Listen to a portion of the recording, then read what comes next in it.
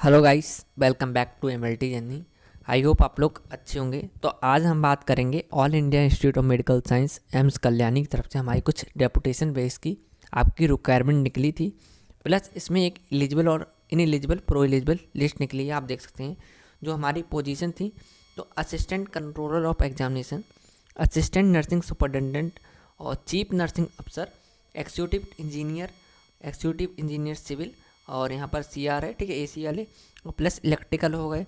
ऐसे ही medical superintendent, nursing superintendent, principal private secretary, registrar, plus senior accounts अफसर, senior administrative अफसर, senior store अफसर लेवल इनका टेबन था, मतलब कि जो पे लेवल इनको मिलना था। असिस्टेंट अकाउंट अफसर, असिस्टेंट एडमिनिस्ट्रेटिव अफसर, प्लस असिस्टेंट इंजीनियर।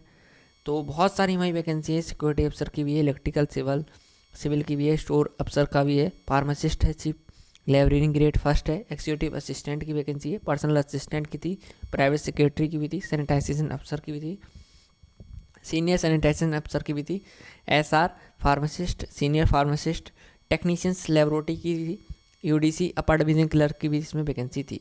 तो ये डेपुटेशन बेस की वैकेंसी थी। पहले मैं क्लियर कर देता हूँ डेपुटेशन बेस का हमारा मीनिंग क्या होता है। तो अगर कोई पहले काम कर चुका है, ठीक है, जैसे कोई पहले यहाँ पर गवर्नमेंट वर्क कर चुका है, ठीक है, तो उसी को ही ये वैकेंसी में आप फार्म भर सकते हैं। अगर आप प्राइवेट सेक्टर से हैं तो आप फार्म नहीं भर सकते हैं। परमानेंट आप थे तभी आप फार्म भर सकते हैं। नेक्स्ट आप देख सकते हैं हमारा ये 16 फरवरी को रिलीज़ हुआ था ये नोटिफिकेशन, डेपुटेशन लिखा है, एडवर्टाइजमेंट नंबर आपको बता रखा है। तो ये कौन सी वैकेंसी का आपका इसमें उन्होंने एलिजिबल लिस्ट निकाली है। तो यहाँ पर उन्होंने पहले ही क्लियर कर दिया है, reference to the advertisement vide number 206E 32 013, ठीक है, डेपुटेशन बेस, जो कि 23/9/2023 को हमारा इन्वाइटिंग किया गया था। ऑफलाइन एप्लीकेशन इसमें इन्वाइट किए गए थे for selection of various group EBC post at AIIMS Kalyani on deputation base. A list of provisionally eligible and ineligible candidate has been prepared and appended below। और नेक्स्ट यहाँ बताए, if an eligible candidate has any objection clarification regarding his her eligibility he she may represent. अगर आपका ineligible मतलब कि आप अपात्र होते हैं, आपको नहीं लेंगे एग्जाम में बैठने के लिए, तो अगर आपके लिए कोई लग रहा है कि हमारा ऑब्जेक्शन है, हमसे कोई मिसअंडरस्टैंडिंग वगैरह कुछ हो रही है, ऑब्जेक्शन है या क्लासिफिकेशन है रिगार्डिंग कि हमने कोई डॉक्यूमेंट अपना वैसा कर दिया था, ठीक, गलत वगैरह हो गया हो, बट आपके पास हो इज हर एलिजिबिलिटी ही सी, तो रिप्रेजेंट आप कर सकते हैं ईमेल के थ्रू requirement@emskalyani.education.in विद इन 15 दिन के अंदर date of publication of this notification.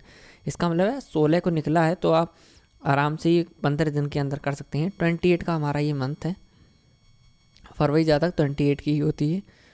और यहाँ पर बताया आपको ईमेल आईडी प्रोवाइड करवा रखी है requirement@emskalyani.education.in। ऐसे ही ऑब्जेक्शन के बारे में बता रखा है। और तो हम बात करते हैं, आप देख सकते हैं यहाँ पर जो हमारा रिमार्क करा गया है, तो कौन से बेस पे करा गया है। तो वैकेंसी थी हमारी असिस्टेंट कंट्रोलर ऑफ एग्जामिनेशन। इसमें लेवल देखिए, पे लेवल 11 मिल रहा था।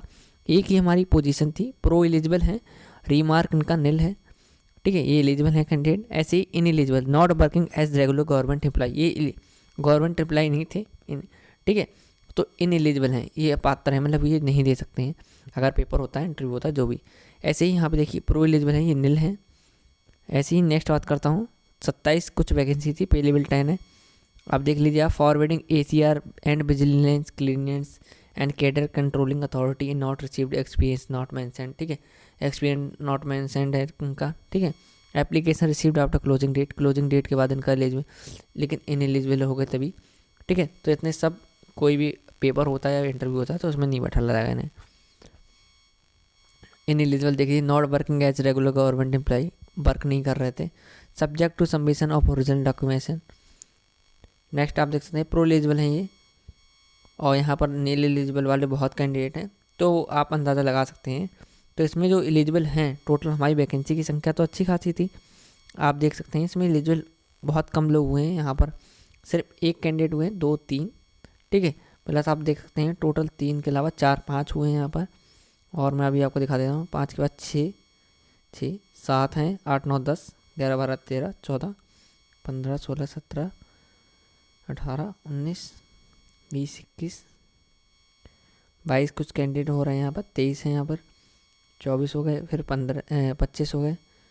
25 के बाद देखिए कितने एलिजिबल कैंडिडेट हैं, सबका कुछ ना कुछ रिमार्क उन्होंने किया गया है। एक देख सकते हैं सैनिटाइजेशन अफसर के बारे में बताया, भी बताएंगे। फिर देखिए इनएलिजिबल है 27 हो गए यहाँ पर।